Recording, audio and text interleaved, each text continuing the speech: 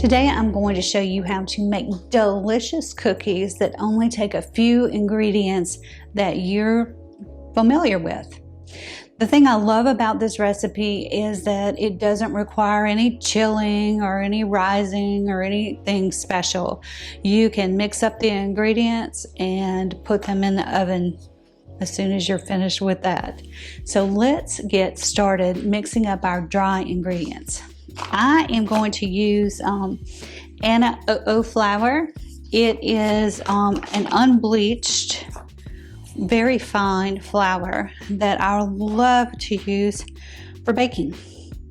It's a pasta flour, but it actually works so well. I'm going to use my leveler to make sure we've got enough. I need 3 cups of flour. So measure that out.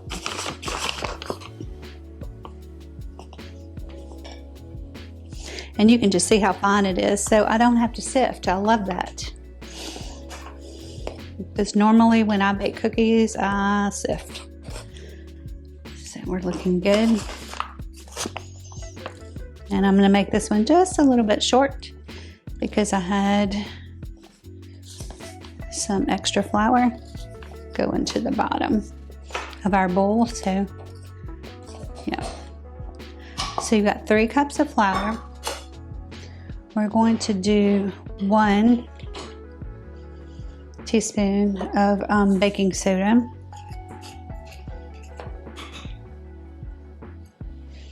A half a teaspoon of baking powder. And then I'll flip this over, half a teaspoon of sea salt. So those are your dry ingredients. You can just set that aside. I'm going to grab the mixer and then we'll start mixing up our butter and sugars and all those good things. So I'll be right back. Okay, make sure that you've preheated your oven to 375 before you start this process of mixing things up. And line 3 cookie sheets with parchment paper if you have 3 sheets, because this makes 36 cookies and they're a nice size, so you want them to be able to spread out.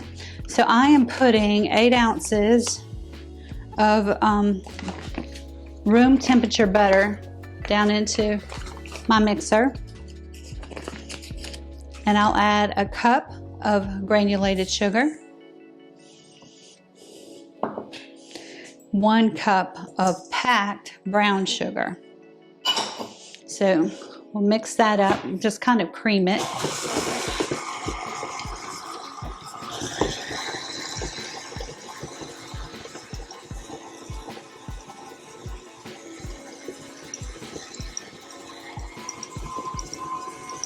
And you can see it's so much easier to mix up if you've let your butter come to room temperature.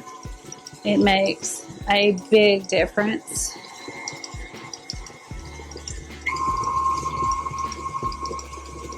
Cream it up a little bit. Applying sugar. Okay, there we go. So I added 2 room temperature eggs to our butter and sugar mixture, and now I'm going to add 2 teaspoons of vanilla, just vanilla extract. So mix that up.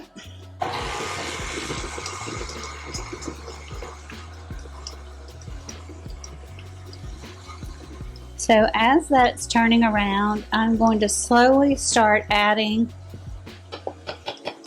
flour, our flour mixture, our dry mixture.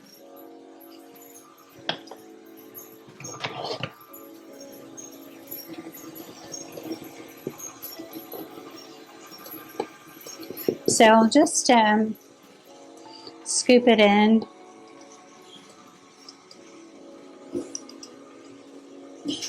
Let there be light. Woohoo!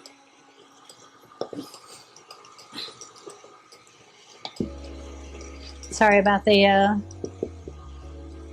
coughing Shih Tzu in the background. going to turn this up just a little bit, but remember with cookies you don't want to overmix. So I'm not going to go on my high speed for this.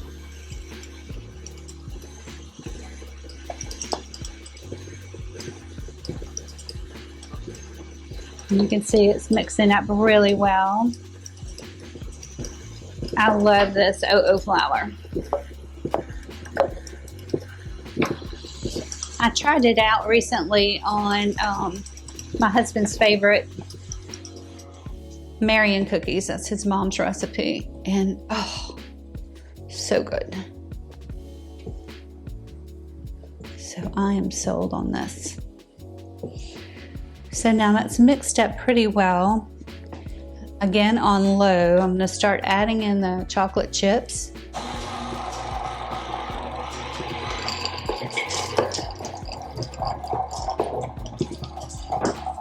Let me take this off the, let me just scoop this off the beater. All right.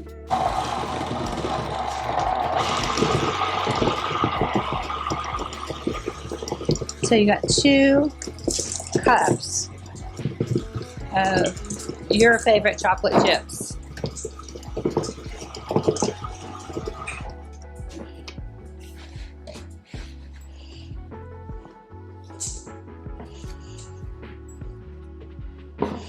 And just do a couple of spins and then that is it, because I don't want to overmix.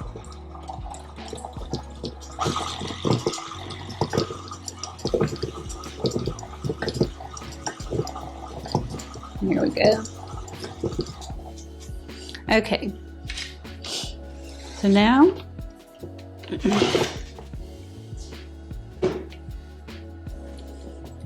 we are getting ready to put these on the cookie sheets. So let me clean all this off and I will show you how to scoop them out and to bake them.